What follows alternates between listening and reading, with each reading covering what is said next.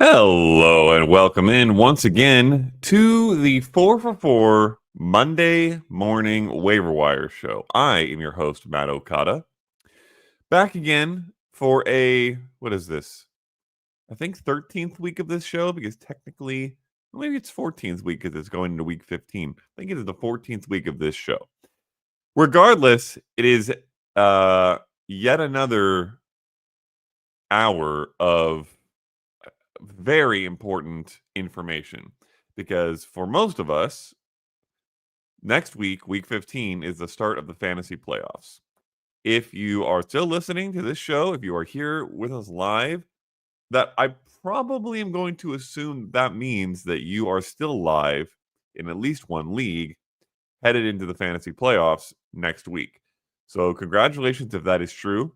If your league starts playoffs late and you're not yet in, but you're fighting for that last spot, then this is equally, if not more important, because you got to make those playoffs. And if you're still listening, even though you've been eliminated from all your leagues, then you are the best of all of us. And I thank you for being here. But let's get into week 15's top 5 ads. As always, if you want to see the rest of the list, my top 10 in overall priority, and then each position broken down by priority all the way across all of fantasy, check out 4for4.com. My column, my waiver wire column is there. You need to be a subscriber to read the entire thing, but you can become a subscriber for 25% off if you go to 4for4.com/plans and use promo code YouTube. So that's a big win. Okay. Pretty interesting week in fantasy. It seemed like there was not a lot of pop off for a long part of the day, and then the Bills Rams game happened. And oh my good gracious, Josh Allen set a new single game quarterback fantasy football points record. And Puka Nacua was also insanely good. So yeah, it was fun stuff. All right, let's get into the ads though. Number one, by a pretty significant margin, is Adam Thielen. That is right. We are back to either early 2023 or somewhere in the late 20 teens because Adam Thielen is once again a stud wide receiver. I don't know how this keeps happening. Well, actually, I do know how this keeps happening. He is very good at getting open and he is very good at catching footballs. And those two things make him an extremely reliable target for Bryce Young. And those two things don't really fall off that much with age. And yes, he is very old. I think he's 34 years old now. But it doesn't matter all that much. He's not a speedster. He doesn't win his route running with like unbelievable feet or anything like that. He wins with craftiness. He wins with knowing where he's supposed to be and just executing properly. And he's not necessarily getting a ton of separation either, but he's just being where he should be and catching footballs. And that works well, particularly for Bryce Young, who needed someone reliable. Didn't have someone like this all year and now has Thielen back and healthy. 9 catches for 102 yards on 11 targets on Sunday in what was almost the upset of the year by the Panthers. Going into this week, this matchup was especially interesting to gauge how useful Adam Thielen would be because the Eagles defense was literally first in adjusted fantasy points allowed to wide receivers, aka the toughest matchup in AFPA at least for the position. And he came out and smashed them. And he did it because of the type of receiver he is and the type of role he has for Bryce Young now, second straight week of this, which is double-digit targets in very catchable ball situations. He's not, Marquez Valdez-Scantling sprinting downfield. He's getting, 10-yard curls that usually result in first downs. They're easy to execute, and they make fantasy points. So that's now in his last 2 games, double-digit targets in both, 8.5 catches and 101.5 receiving yards per game averaged across those 2 weeks. And this isn't like an overusage of a tiny 2-week sample compared to the rest of a bad season. He had not played for the vast majority of the year, Bryce Young had not been good for the first couple weeks that he did play. And then he was ramping up 3 weeks ago, coming back off the injury. So these last 2 weeks, I would say, have been the only full health 2 weeks with a good Bryce Young, which he has quickly become since pretty much taking the job back, that we've had all year for Adam Thielen. So basically, in the 2 games we would expect the most from Adam Thielen, he has been amazing. So next week, he gets the Cowboys, who are 23rd in AFPA. That's a good matchup. And then he gets the Buccaneers in week 17 in your championship, who are dead last, 32nd in AFPA. So he just put up, depending on your scoring format, 15 plus fantasy points against the number 1 team. He gets the number 32 team in your fantasy championship week.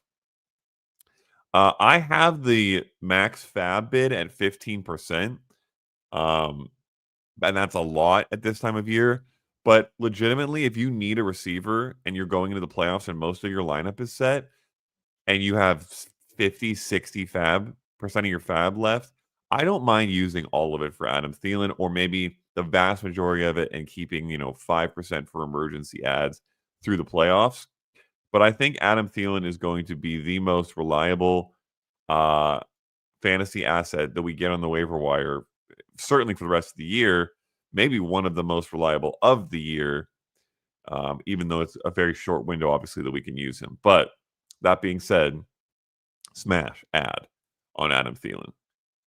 He's number 1.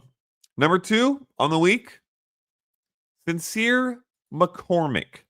Apparently, something about the oddity of the name Sincere McCormick caused fantasy managers not to take him seriously last week, because despite the fact that he was in all the waiver wire columns and being hyped up as the potential new starter for Las Vegas, he was added in just 15% of Yahoo leagues.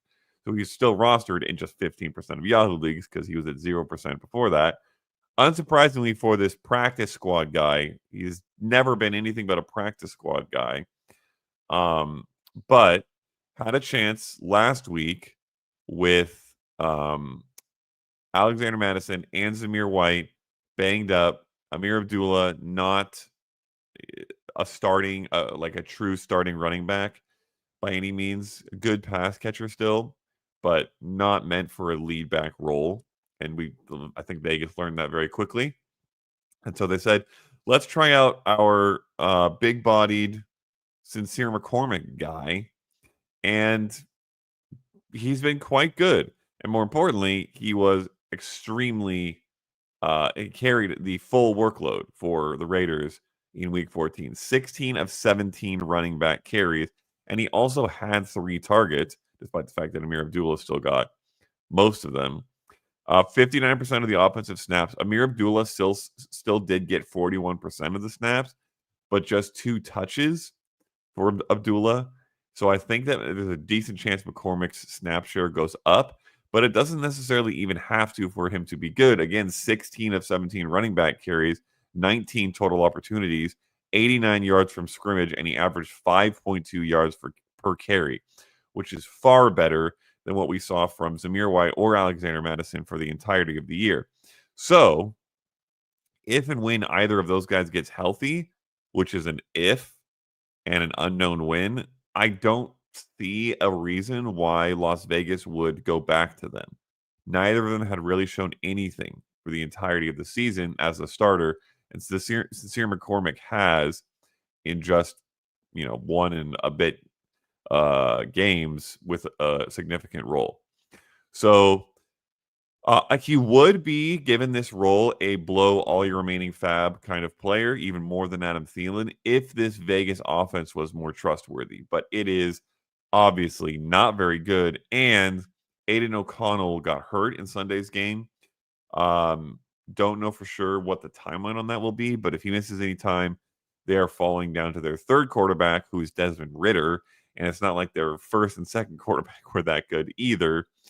So the offense might be pretty bad. I mean, it has been pretty bad. So it probably will continue to be pretty bad is probably the best way to say it. That's the only reason that he's not a blow all your fab kind of guy. That being said, given that he is getting the vast majority of touches in an NFL offense, he is still worth a significant fab bid at this time of year when everybody else on the waiver wire is pretty much just a handcuff. So I've got him at about 10% for your max fab bid. Another guy besides Thielen who's worth a number one waiver priority if you are in that kind of league. Worth noting, he gets the Jaguars and Saints in weeks 16 and 17. So semifinals and finals in most fantasy leagues. Jaguars and Saints are 29th in adjusted fantasy points allowed to running backs and 31st in AFPA. So he has one of, if not the best schedule through the two most important weeks of the fantasy season. The fact that he's on the bad offense that he is might not matter all that much in those two games. The Jaguars will have a good chance, or the Raiders will have a good chance of beating both those teams, which is very rare to say. And McCormick will have a good chance to be very efficient with his carries against those two teams. So, big ad. If you're in need of running back more than wide receiver, I would say you could go McCormick over Adam Thielen, and both guys are worthy of a significant chunk of your fab bid. If you are mostly set heading into the fantasy playoffs. Okay, let's get into number two. As a reminder, if you are hanging out in the live YouTube or Twitter, you can drop questions in chat. We'll get to those at the end of the show. Anything you want to know, throw them in there, and I will hit what I can. Number three. Oh, this one's interesting. Patrick Taylor Jr. Now, I woke up just less than an hour before hopping on this show. So I have not seen any new Isaac Guerendo news. What I'm seeing currently is they remain optimistic about it, not immediate concern, potential foot sprain, TBD. I would expect he misses 1 to 3 weeks, but that is purely speculative right now. With all that being said, after the 49ers have lost Christian McCaffrey, Elijah Mitchell, that's right, no one may remember, but he was originally the handcuff and got hurt immediately in the season. Jordan Mason and Isaac Guerendo, now with Sunday's injury, they are down to Patrick Taylor Jr., their fifth string running back. This is unbelievable. The 49ers have had some of the worst injury luck of the NFL this year and in recent memory. But if we're paying attention in fantasy, we just keep adding the next guy up, because in San Francisco, the next guy up at the running back position is usually good, for fantasy at least. Kyle Shanahan's scheme works, and it works for almost regardless of who you are. And I think they probably just do a good job of drafting or signing running backs as well. Now, Patrick Taylor Jr. is, by no means ever meant to be a starter. He's been a career backup. But if he gets starting carries in the 49ers offense, we're going to want him in fantasy. He had 7 carries on Sunday filling in for Guerendo, and he scored a touchdown on one of them because that's just what they do. If Guerendo is going to miss 3 weeks, aka the rest of the fantasy season, Patrick Taylor, and we don't hear any different news about what the 49ers are doing with their backfield, like, oh, they signed someone else off someone else's practice squad, which they'll probably have to do anyways, to be honest. But they basically, if they don't bring in somebody somewhat notable who has a good chance to get significant carries, and the outlook is that Patrick Taylor Jr. will get 15 touches a game in this offense for 3 weeks, he becomes a massive, massive add, potentially, in the tier of McCormick and Thielen, and potentially league winning. Now, that's a lot of ifs. We don't know what's going on with Guerendo exactly. It could be a 1-week injury. It could be very optimistic he misses no time. I think that's unlikely. It could be that they go out and sign someone who they expect to, carry a heavy workload. I'm not even sure off the top of my head what kind of running backs might still be out there. Like, is there a Leonard Fournette? Is he not retired yet? He seems to always sign on with a team this time of year and take carries from someone. Someone like that. If they pull a Leonard Fournette type of situation, I will be a little bit less excited about Patrick Taylor Jr. I will blow a little bit less of my fab. And I will not use a top waiver priority if I didn't already use it on Thielen or McCormick. However, if they don't bring anybody notable in, if they speak highly of Taylor early on in the week, and if Garendo injury updates come in pessimistic or 2-3 weeks type of news, then Patrick Taylor absolutely must be added and probably started through the fantasy playoffs. So it's crazy stuff. Um, this is not a running back that has ever had any value in fantasy or even any notability for an NFL team, really. He's 2 years old, was undrafted. He is 6'2", 217 pounds. So at least he's a good size for a running back. He'll probably get, a few touchdowns if he gets the starting role. And that's one of the things we're looking for. So pick him up. Monitor the news and then pick him up. Let's go to number 4. Number 4 is Juwan Johnson. There's a lot of options in this range, this tier, really. Those top 3 guys are a whole other tier, and then we drop down to a different range of guys here, basically. However, with Taysom Hill out for the season, rest in peace, Taysom Hill, one of my favorite players in the league, we did have some optimism that Juwan Johnson might step up in his stead and earn pretty significant enough targets to be fantasy viable. And he pretty much did do that. Marquez Valdez-Scantling led the team with, I believe, 7 targets, but no one else there is an option to catch passes of any significance. So Juwan Johnson had 5 targets, 4 catches, 50 yards, and a touchdown in Sunday's win over the Giants, which is as good or better than we could ask for from a tight end coming off waivers at this time of year. Also, New York, the Giants, had been second in AFPA against tight ends entering the week. So they were one of the toughest matchups for the position, and he still went out there and put up a very usable fantasy game. That makes him, I think, even more intriguing. They still don't have anybody there who can catch passes outside of Marquez Valdez-Scantling. And the fact that MVS is the guy we're using as the can catch passes guy should tell you how bad the situation is.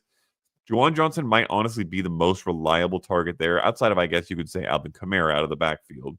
He'll continue to get his. But in terms of someone lining up, on the line or outside to go catch passes, Juwan Johnson might be the most reliable guy for this team. He gets the Commanders, who are 19th in AFPA next week, and then finishes the year with the Packers, who are 26th, and Raiders, who are 27th. So that is an amazing schedule, all bottom half of the league and 2 bottom 10s in AFPA to tight ends. The one little bit of intrigue, I guess I'll call it here, is it looks like Derek Carr is going to be out for the rest of the season. He did a very, very stupid attempted hurdle that resulted in him, it sounds like, fracturing a hand, maybe also getting concussed. Really dumb stuff, unfortunate.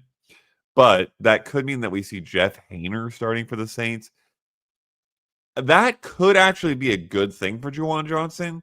Tough to say right now, so I'm just throwing it out there as added information. But I would expect that Jeff Haener is less likely to throw the ball downfield to MVS than Derek Carr was, which means more targets might be available to go to the underneath guys like Juwan Johnson. Maybe. Again, this is pretty speculative. We don't really know. We don't have enough of a Jeff Haener sample size to evaluate what he will do with his pass catchers. But Juwan Johnson is he's been good for fantasy before. He was good last week. He has a significant role, and that role could go up. If you are looking for a tight end, if you are squeaked into the playoffs without a decent tight end, or you've recently had one get injured or something like that, I think Juwan Johnson is your best bet at the position. I think he's better than a lot of guys that we've maybe been holding on to trying to start for much of the season. So I would give him a long, hard look and consider adding and streaming him rest of season. Let's get to number 5, last of the top 5 pickups, and then we'll hop into chat. So again, if you're in the live YouTube or Twitter, hit some chats, hit some questions in the Q&A. Number 5 I have is Jameis Winston. Now, there are a lot of other players at different positions that are worth looking at here. So, another reminder to go check out the waiver wire column. But if you are in need at quarterback, Jameis Winston deserves to be in the top 5 ads after what has been just the craziest, goofiest, strong stretch of fantasy performances from this hilarious man. 31.7 fantasy points in 2 games against the Pittsburgh Steelers after he played his second in 3 weeks, I think, against them this last Sunday. 31.7 fantasy points in 2 games is not at all bad against the second toughest matchup in AFPA for the position all season. So, that's over 15 fantasy points a game against one of the toughest matchups in the league. And then he hung 62.6 fantasy points on the Saints and Broncos in his other 2 starts since the Browns bye, since he really had a chance to take over as the starting quarterback. So that's 15 points a game against one of the toughest matchups in the league. And then that's over 30 fantasy points a game against, by the way, 2 also tough matchups, the Broncos being one of the toughest as well. So in other words, he is smoking extremely difficult fantasy competition, a defensive competition. And after really rewarding anyone who did stream him through that stretch of death, he now in week 15 gets the Chiefs, who are 25th in AFPA, and then the Bengals, who are 30th in AFPA in the next 2 weeks. The Bengals have been one of the best opportunities for quarterbacks all year. That matchup in week 16, Browns versus Bengals with Winston against Joe Burrow, could be one of the most fun, high-scoring shootouts of the entire year. So Jameis Winston has legitimate week and therefore league-winning upside, particularly over the next 2 weeks. His matchup in week 17 is a little tougher. It is the Dolphins, but as I've explained, it really doesn't matter for him. He has such volume, so much downfield throwing that he's putting up massive, massive numbers regardless of who the opponent is, pretty much. And even when he throws an interception or 2, which he's prone to do, it doesn't really matter all that much. He's still putting up starter numbers. So for specifically the next 2 weeks, he will be easily a top 8 quarterback in rankings. Has legitimately volume-driven upside to be the number 1 quarterback in fantasy both of those weeks, and then still worth starting in week 17 against the Dolphins, though if you want to stream someone else, you absolutely could do that without difficulty. So unless you've got an elite guy or one of the top 8 guys with good matchups over the next couple weeks, I think Jameis Winston is a better bet than whoever you've got, essentially. Excuse me. He just has to be played in most leagues. If he's not started in the majority of fantasy playoffs, something is going wrong. All right, that is the top 5. Really, honestly, good week, especially for this late in the year. Adam Thielen, smash start down the stretch. Sincere McCormick, potentially smash start down the stretch. Patrick Taylor Jr. will be a smash start down the stretch if Isaac Guerrero is out for 3 weeks and they don't bring in somebody else.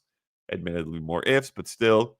Juwan Johnson, maybe close to being a smash start down the stretch, or at least I should say a smash stream down the stretch. It's a lot of shoes. And then Jameis Winston at quarterback, a smash start, at least for the next 2 weeks, probably down the whole fantasy playoff stretch. Pretty rare to get this many good waiver wire options at all this year, let alone this late in the year. Again, if you want to read the whole column, another extra several thousand words, a couple thousand words of waiver wire ads, go to 444.com/plans. If you're not already a subscriber, promo code YouTube gets you 25% off. And you can hop in there. Plus, you get a bunch of other sick stuff by becoming a 444 subscriber, including access to the Discord, where both John Paulson and I do AMAs throughout the week. I do one tomorrow evening right before waivers run, specifically for waivers. So do that.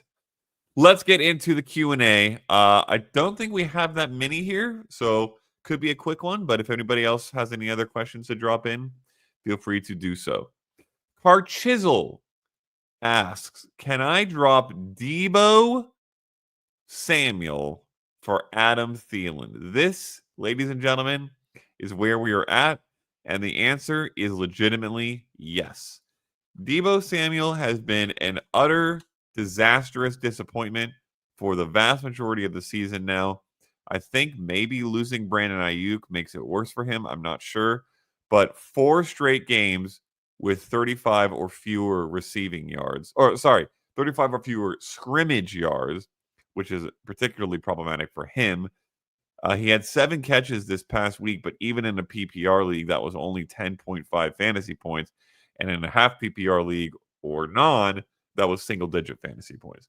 He's basically had 5 good games all year, and all of them occurred in early November or prior. He has not had a good game since November 10th, basically. So I don't think he can be trusted. I would move on from Deebo Samuel for a variety of guys, not necessarily off the waiver wire, but on your bench. And Adam Thielen is one of the guys who is off the waiver wire and should not even be on a bench. He should be in a starting lineup almost no matter what. So I would take him over Deebo Samuel rest of season. Now, I'd be curious whether you have anybody else you can drop just in case something happens with Deebo, like Juwan Jennings gets hurt, and their lack of running back means that they go to Deebo Samuel out of the backfield more, and he suddenly, blows up for the last 3 weeks of the year. It's not impossible because we know he has the talent. So if you have someone else you can drop, I would probably prefer that. But just in terms of a straight up question, would I rather have Adam Thielen or Deebo Samuel? I don't even think it's particularly close. I'd rather have Adam Thielen, especially if you're in any form of PPR format. Tifu Shang says, can Kyler Murray be trusted rest of season? The language here is interesting because it's kind of hard to trust Kyler Murray these days. He's been so inconsistent. Patriots, Panthers, Rams are his 3 remaining matchups. That is good, and bad.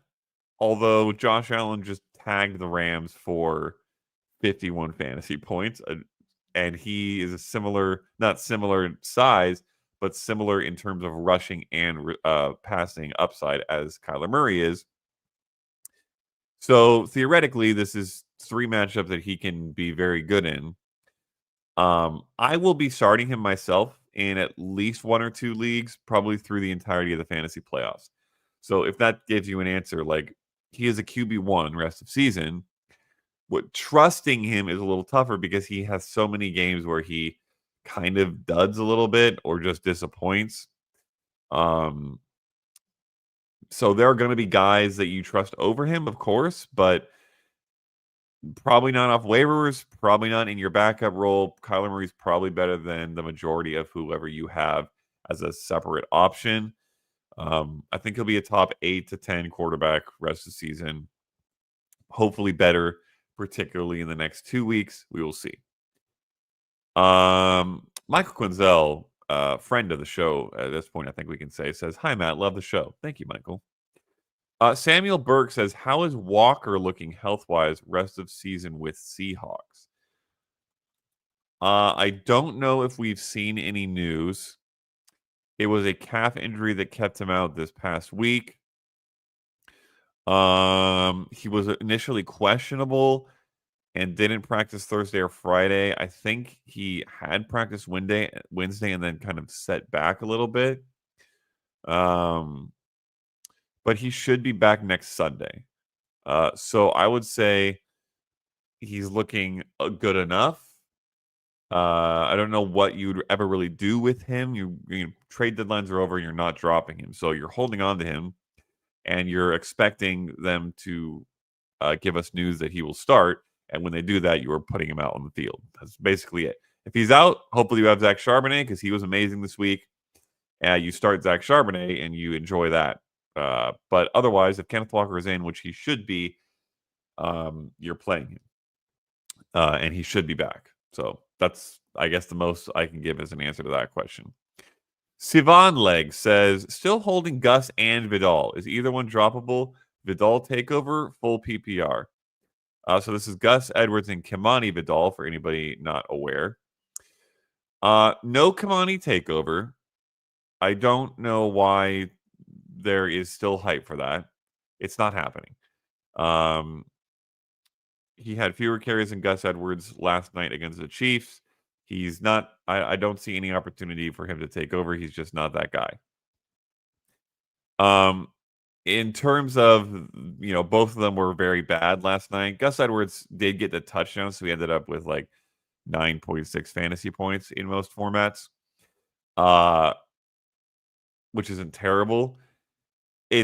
You have to remember that was against the Kansas City Chiefs. They are the worst matchup for running backs. They are far and away the worst matchup for running backs. They have held entire running back rooms to single digits most of this season. It is really, really rough against them. So I'm not surprised that this is what we saw from the Chargers backfield at all. I did not expect anything better. Let me pull up their rest of season schedule. It's going to be better than the Chiefs, I can tell you that. Tampa Bay in Week 15 is 11th in AFPA, not particularly great. But then the Broncos and Patriots in Week 16 and 17 are 20th and 26th. So those are both pretty nice matchups. I would hold and play Gus Edwards in most of those remaining 3 games. Certainly the latter 2, depending on who else you have. I would not hold Kimani Vidal. Unless, you've got a deep bench and you're holding a bunch of handcuffs. Anyways, Kimani Vidal is a good handcuff. But I'm not holding him in the expectation that he's going to start or be of any fantasy use unless Gus Edwards gets hurt. And I would play Gus Edwards in a few of the next couple weeks, or maybe all the next couple weeks. Gob MX says, would you play any of these receivers, Vele, McMillan, and Dell, over Debo? Oh, gosh, that is tough. I think Tank Dell would be my most interested, but he's so liable to just disappear. Wow. They're honestly going to all be in a similar tier of rankings, which is somewhere in the 40s to 50s. Very little reliability. Honestly, Debo might have the highest floor, but I do think guys like Vele and Dell have higher ceilings. I don't really trust McMillan. I think Sunday was a fluke. I know he had a good game. 7 targets, 4 catches, 59 yards, 2 touchdowns. But I don't think is going to happen very often. He's like the wide receiver 3 on that team, plus Cade Otton is ahead of him, plus Rachaad White is often ahead of him. So I don't love him, but Devon Vele can be good in good matchups. Honestly, if Vele has a really good matchup, I would probably play him over Debo. If Dell has an amazing matchup, I might play him over Debo. But otherwise, I think I'm probably just going to roll Debo out there and hope, or try to find someone else. I don't know who the other options might be, but yeah, none of these guys are trustworthy, basically, is the thing.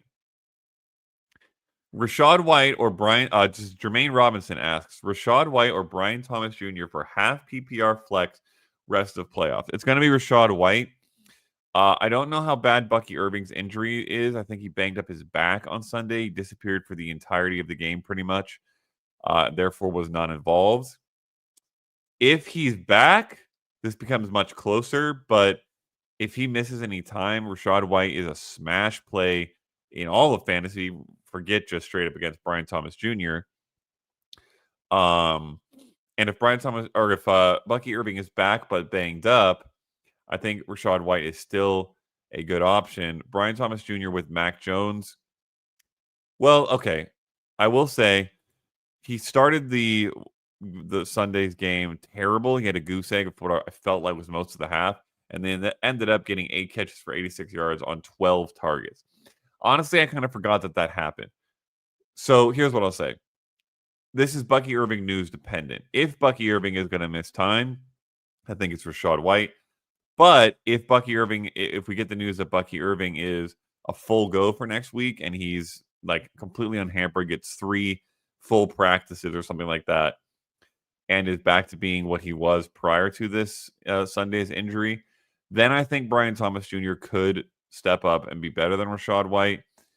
The Titans, who he beat this past week, are actually a pretty tough matchup for wide receivers. And his remaining schedule is it's even tougher. Jets and Raiders the next 2 weeks are really tough in AFPA. Then he gets the Titans again in week 17.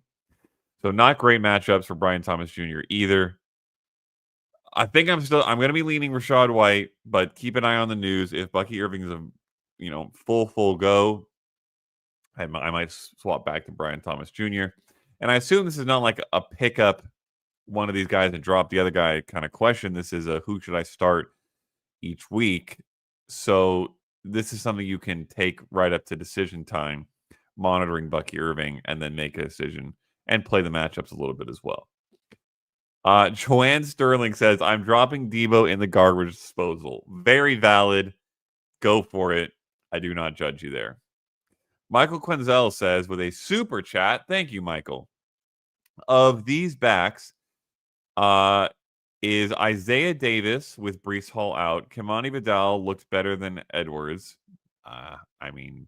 Barely. Roschon Johnson, Swift not 100%. Kenneth Gainwell, number 2 RB. Who to start? Need 1. Isaiah Davis, if Breece Hall is out, is the guy. He split work pretty much exactly with Braylon Allen and looked quite good.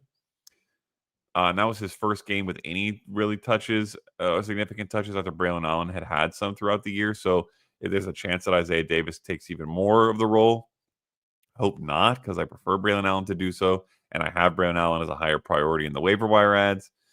But he's the only one of this group that I think is going to be a reliable asset if Breece Hall is out. Now, Breece Hall could be back immediately. I don't think they should bring him back. The season is lost. I don't know why they wouldn't just shut him down. I guess pride.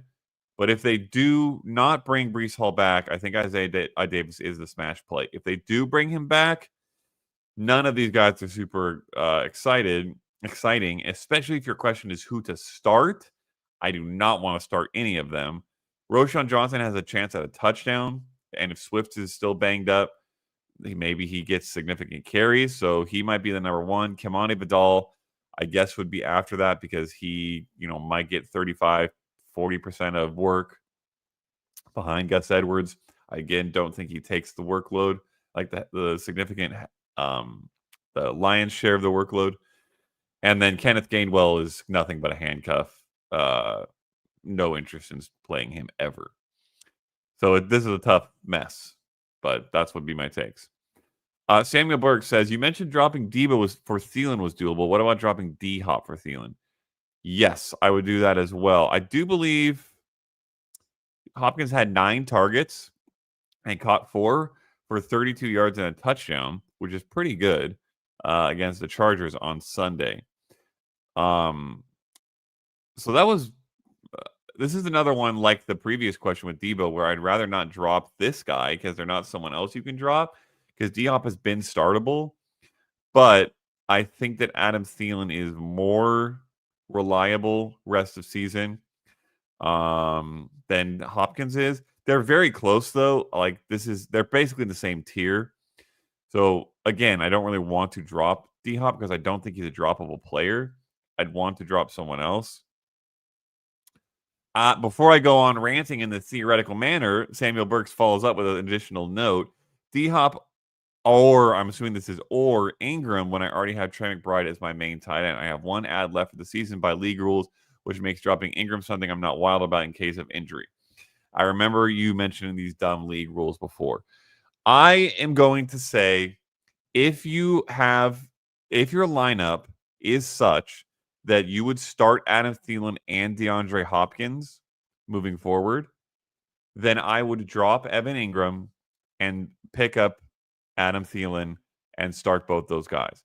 If you have, 3 or 4 better wide receivers and you're going to be sometimes deciding between Hopkins or Thielen for your flex, and sometimes we won't even use those guys for your flex because you'll play a different running back or something like that, then I would probably just hold on to Ingram as the emergency backup to McBride and play Hopkins because he's in the same tier as Thielen when necessary in your flex or whatever.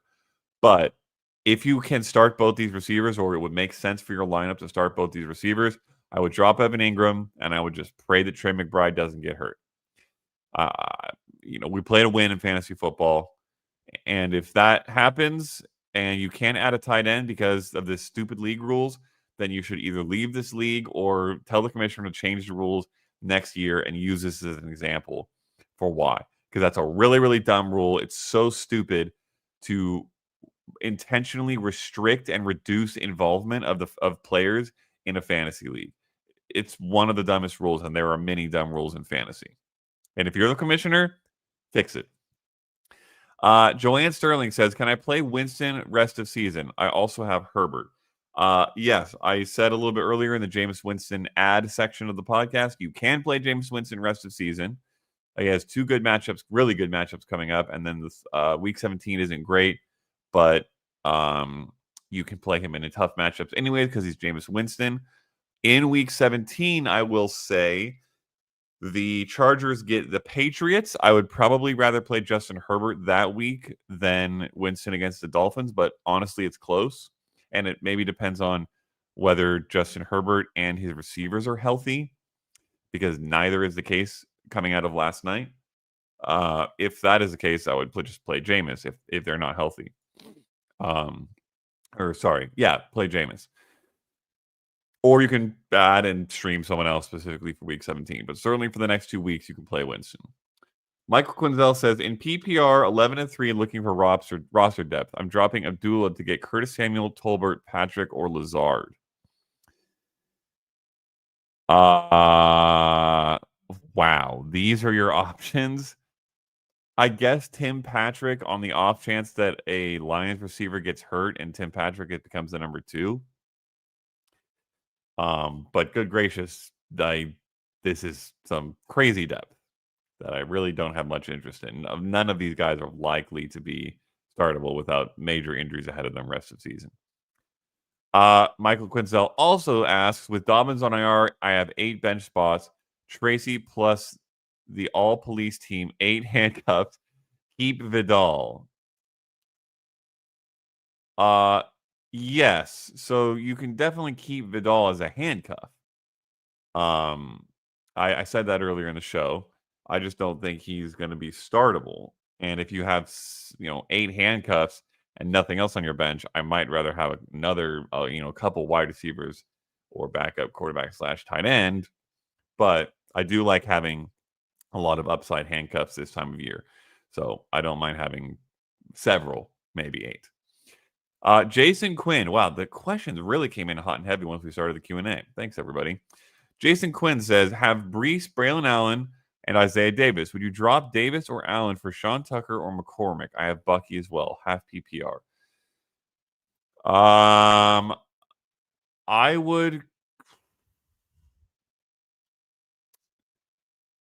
I would probably drop Isaiah Davis for Sincere McCormick with the likelihood that Breece Hall returns. If we hear in the next 2 days that Breece Hall's not coming back, I might not do that. It would still be close because I don't think Isaiah Davis really gets more than half of a workload because Braylon Allen and him are just going to split. Whereas I do think Sincere McCormick will get the whole workload for the rest of the season. So it's probably still Sincere over Davis. And if we get any news that the Jets coaching staff or team really likes Davis over Braylon Allen, then it would be McCormick over Braylon Allen. But as of right now, I believe Braylon Allen is worth adding a little bit more or holding a little bit higher over Isaiah Davis. And if Breece Hall comes back, then neither of them is that great anymore, except as a handcuff. Meanwhile, Sincere McCormick should be a starter rest of season. So I would add him over one of these two Jets backs. Jermaine Robinson says, someone dropped Amari Cooper in one of my leagues. Pick him up or leave him on the rack. Rest of wide receivers are Dell, Neighbors, JMO, and BTJ, half PPR. I would take Amari Cooper over Tank Dell, and I might even take him over Jameson Williams. So, yes, you should pick up Amari Cooper. I would drop Tank Dell to do it. Incidentally, he had 14 targets, caught 6 for 95 on Sunday in that shootout against the Rams. So, heavily involved. Oh, and Debo is on the roster as well, Jermaine went on to say. I think I said earlier that I would hold Debo over Tank, so I would continue to do that, but I would drop Tank Dell for Amari Cooper. And then Jay McLaughlin, for what will be the last question unless someone drops one in. Hey, Matt, hurting an RB2 with Brees and Bucky out. I still have Achane in the standard league. Tracy, Tucker, Braylon, and McCormick. Does Patrick Taylor jump ahead of them all? He jumps ahead of Sean Tucker for sure. Okay, hold on. Let me check what Sean Tucker did. 3 carries for 47 yards, two targets for no catches. Yeah, Sean Tucker's not a thing. Bucky Irving missed the vast majority of this game, and Sean Tucker still didn't get a workload. Yes, he averaged 15.7 yards per carry, but he's not getting a workload significant enough to be worth anything. So Patrick Taylor is a smash ad over Sean Tucker, even if Garendo gets hurt. Even if Garendo is not hurt and comes back immediately, I will say, I would rather have Patrick Taylor than Sean Tucker. If Patrick Taylor is going to start rest of the fantasy playoffs, a.k.a. Garendo is out for 3 weeks, I would rather have Patrick Taylor over Braylon Allen, and I might rather have him over Sincere McCormick. It would be close. I would prefer Tyrone Tracy still, but certainly Taylor is worth adding, dropping Tucker. And Jay McLaughlin goes on to say specifically for the Week 15 matchups. Okay. Braylon Allen gets the Jaguars, so that's pretty nice. If Brees is still out, Braylon Allen is definitely worth considering there. Tyrone Tracy gets the Ravens, so that's a no. He's the best bet in terms of matchup proof. Patrick Taylor gets the Rams. I think Tracy over Patrick Taylor. It's probably Braylon Allen over Patrick Taylor if Brees Hall is still out. And Sincere McCormick gets the Falcons. It's him over Patrick Taylor as well. But he should be added over Sean Tucker. And then if Brees Hall returns, he should be played over Braylon Allen. Assuming that Garendo is out, of course. Samuel Burks, two more questions came in while we were reading those or giving those answers.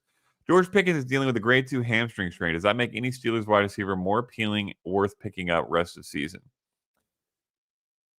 I mean, not really. He was out, obviously, on Sunday, and the best wide receiver was a tie between Scotty Miller and Mike Williams, who both had 4 targets and 3 catches and right around 37 receiving yards. So I am not excited about adding any wide receiver. Pat Freiermuth maybe becomes a little bit more interesting. He had a good game, although not a great one. And they probably just turned to the run game. They were oddly terrible in terms of yards in this game against the Browns, but still scored 27 points.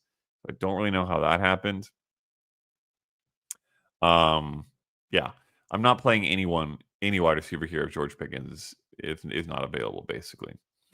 And now, what is the last question? Riven JJ says, should I drop Herbert for Russell Wilson as a backup to Darnold? This is going to be a rest of season matchup question, so let's take a gander. Justin Herbert gets the Buccaneers, best matchup in the league, Broncos, who are middle of the road now, and Patriots, who are very good. So that's a pretty good schedule. Now, he is banged up, and Ladd McConkey is banged up. We need them both to be healthy for this to be viable. But Russell Wilson gets the Eagles next week, worst matchup in the league.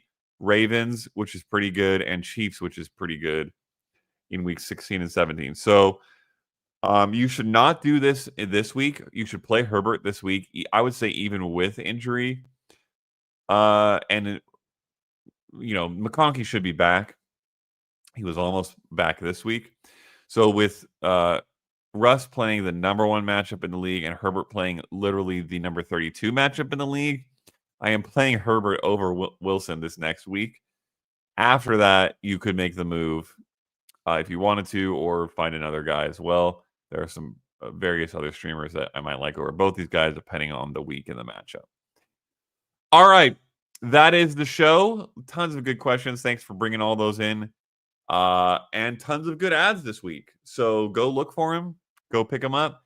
These are legitimate league winning opportunities right now as we pick up good waiver wire guys heading into the fantasy playoffs. Big stuff. One more question from William E. Let's hit it.